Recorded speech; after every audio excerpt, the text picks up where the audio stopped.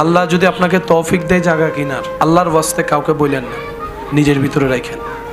আল্লাহ যদি আপনাকে বাড়ি বানানোর তৌফিক দেয়, খুশি মনে কাউকে বলতে যায়েন না, নিজের ভিতরে রাখেন। কোন একটা চাকরিতে ইন্টারভিউ দিয়েছেন, হুট করে খুশি মনে বলতে যায়েন না, নিজের ভিতরে রাখার চেষ্টা করেন। গাড়ি কিনছেন, যা কিনছেন নিজের ভিতরে রাখেন। হয়তো আপনি যে চিন্তায় অন্যকে নিজের সুখটা শেয়ার করছেন, এটা অনেক সময় হয়তো হিতে বিপরীত হয়।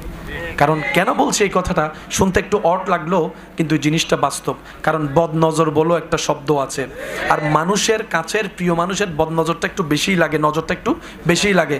আর এই নজর ব্যাপারে নবী রহমতুল্লিল আলামিন হাদিসে পাকে কিন্তু সাবধান করে গিয়েছেন।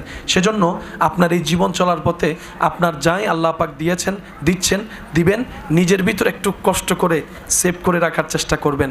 ঘটনা পরিপূর্ণ না হওয়া পর্যন্ত কাউকে বলার দরকার না হয় হিংসুক বেড়ে যাবে, ঈর্ষাকারী বেড়ে যাবে, নজর দেনেওয়ালা বেড়ে যাবে, প্ল্যানিং করে না মানেওয়ালা বেড়ে যাবে। কাজটা পরিপূর্ণ হওয়ার পরে আগে রবের দরবারে 2 রাকাত শুকরিয়ার আদায় নামাজ করবেন, যে ইয়া রব, আমি যোগ্য ছিলাম না, আমি ছিলাম মাটির, তুমি আজকে আমাকে 4 তলার উপর তুলে দিয়েছো, সুবহানাল্লাহ। আল্লাহ, আমি ছিলাম পায়ে হাঁটার মানুষ, আজকে তুমি আমাকে একটা গাড়ির ব্যবস্থা করে দিয়েছো, আমি যোগ্য নই, সব তোমার দয়া। আগে শুকরিয়ার আদায়টা করেন, তারপরে অন্যদের কারোর সাথে শেয়ার করার থাকলে সেটা করবেন। আর আপনার প্রিয় কাছের মানুষের মধ্যে মা বাবা যদি বেঁচে থাকে, সেই জিনিসটা আগে মা বাবার হাতে দিয়েন, একটু যেন দোয়াটা হয়। কারণ সন্তানের কল্যাণে মা বাবাই সবচেয়ে বেশি খুশি হয়। সুবহানাল্লাহ। কেউ কারো ঘরে বেড়াতে গেলে যতগুলো রুম থাকে, মানুষ যারা যায় মেহমান, ওরা কোন রুমে বসে বলে না? আমরাও যদি এখন কোথাও যদি বেড়াতে যাই কারো বাসায়, কোন রুমে?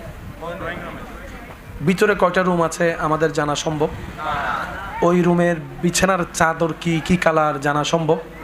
কিন্তু আমাদের অধঃপতন এমন নিম্ন পর্যায়ে চলে গিয়েছে, এই বিভিন্ন ভিডিও টিডিওর নামে মানুষ বেডরুমের স্ট্রাকচার পর্যন্ত ভিডিও করে ফেসবুকে দিয়ে দিচ্ছে। নিজের ঘরের ভিতরের রুমের বেডের বেডশিটটা কি, যেটা তার বউ জানার কথা, তার স্বামী জানার কথা, হয়তো তার ফ্যামিলি মেম্বার জানার কথা, এটা এখন পুরো বাংলাদেশ জানে। এটাকে যদি আমরা উন্নয়ন মনে করি, তাহলে আমি ক্ষমা চাচ্ছি। এরকম উন্নয়নের দরকার নাই, এরকম উন্নয়নের দরকার নাই। শ্রদ্ধা রেখে একটা কথা বলি, যেটা রেখে যাচ্ছি সেটা থেকে যাবে। আজকে থেকে 30 বছর, 15 বছর, 20 বছর আগে যখন থেকে এগুলা শুরু হয়েছে, ওই ভিডিওগুলো কম বেশি আছে না নাই? আপনি যখন বাবা হবেন, আপনি যখন মা হবেন, আপনি যখন দাদা হবেন, দাদি হবেন, নানা হবেন, নানি হবেন, আপনার নাতি নাতনি যদি আপনাদের সেই ভিডিওগুলো দেখে আপনার সামনে, সেটা দেখা যদি আপনার জন্য ইজ্জতের মনে হয়, করেন। আমি কি বুঝাতে পারছি কথা? যদি সেটা আপনার জন্য প্রাউড ফিল হয় যে আমি বুড়া হয়েছি, আমার নাতি আমার সেই 20 বছর 30 বছর আগের ভিডিওগুলো দেখছে, এটা যদি আপনার জন্য ভালো লাগে, এটা আপনার ব্যক্তিগত ব্যাপার। তবে মনুষ্যত্ব বলে একটা কথা আছে, আর মনুষ্যত্বের যতগুলা বড় অলংকার, তার মধ্যে একটা অলংকারের নাম হচ্ছে আদব, আরেকটা অলংকারের নাম মোহাব্বত, আরেকটা মহা অলংকারের নাম হচ্ছে লাজ, লজ্জা, শরম। যার ভিতর লজ্জা নাই তার ঈমান। এটা একটু মিলে দেখলে বুঝবেন। দিন দিন যে অপরাধ বেড়ে যাচ্ছে তার অন্যতম কারণ হচ্ছে লজ্জা কমে গেছে।